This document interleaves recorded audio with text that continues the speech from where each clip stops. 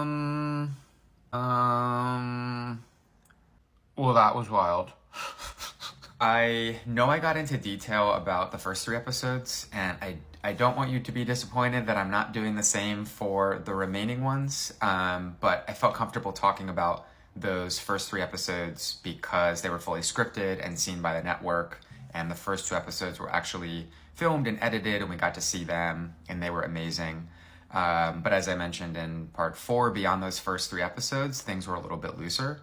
So I just don't think I feel as comfortable diving into those later ones since nothing was set in stone. I just don't want to declare this is what it was going to be. But you had a lot of great questions. What I thought I'd do for this video is a little like rapid fire Q&A. Let's do it. I think the number one question that I got is, what about Miranda? You haven't talked about Miranda. So we didn't want fans of the original to feel like we abandoned that Lizzie-Miranda relationship. So we were absolutely planning a storyline for her, of course.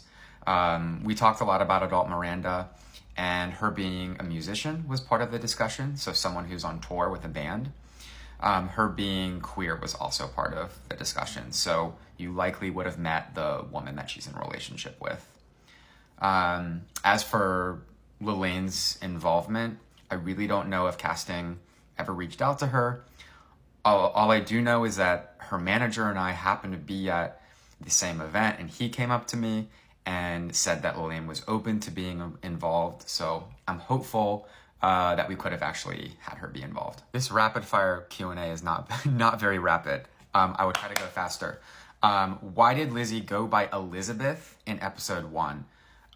Good question. So you would have learned in episode 1 that Lizzie's built a whole new life for herself as an interior designer in New York, and she goes by the name of Elizabeth. So call it a professional rebrand, if you will.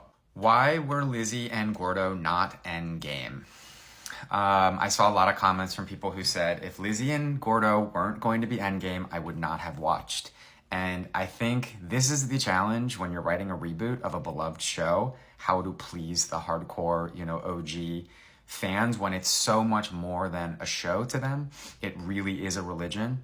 But you can't please everybody. You just can't. And so in the room, we had talked about Lizzie and Gordo, and ultimately felt like you grow up and sometimes you move away from your best friends and you have new experiences and you date other people and you evolve, and we just didn't believe that they would be each other's long-term romantic partner. It just felt more realistic to us that they drifted a little bit as they got older, and now they are reconnecting, that they're going through these major life changes. What were some of the family storylines, and was Matt always going to have a little side story like he did in the original series?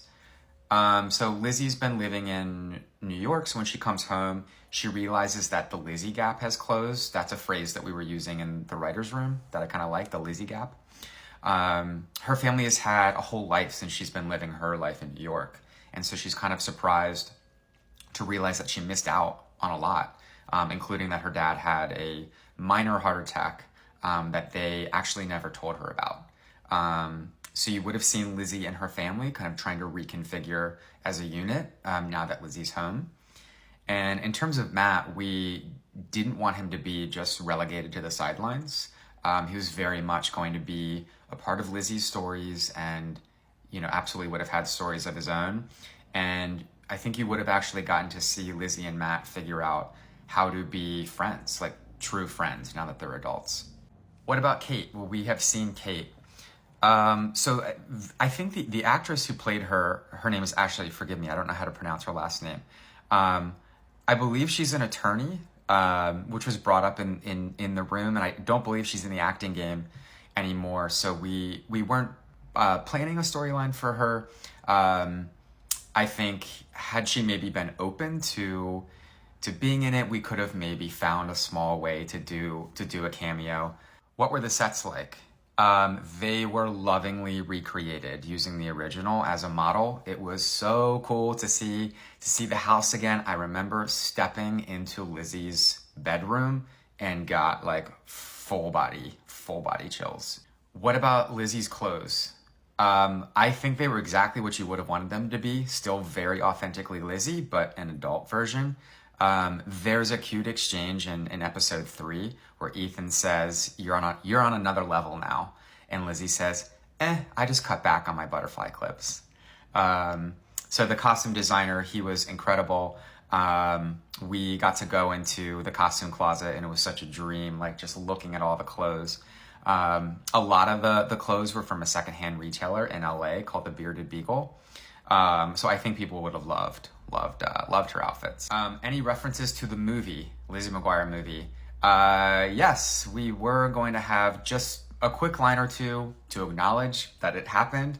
In episode 2, we actually had a line from Gordo to Lizzie about them dating during the flight home from Italy before Lizzie dumped him at a baggage claim. What was it like to see the cast reprise their roles?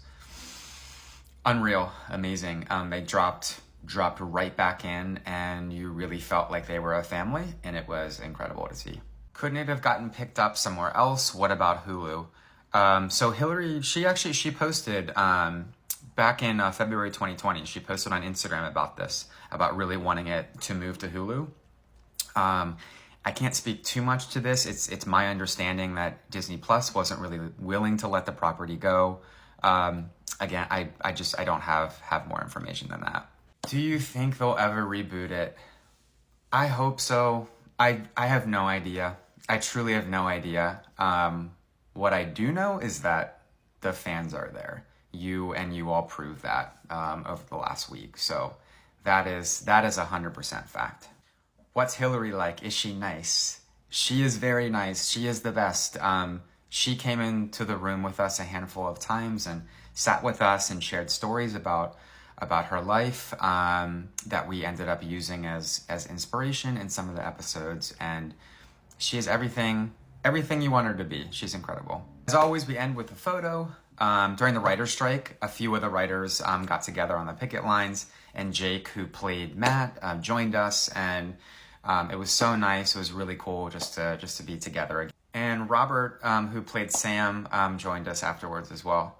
And just to introduce everybody else, Sam is in the red. He was another writer. We have Yolanda and Margaret in the back, who were also writers. And then I am sitting next to Renata, who was our co-EP on the show. And then, of course, there's good old Matt.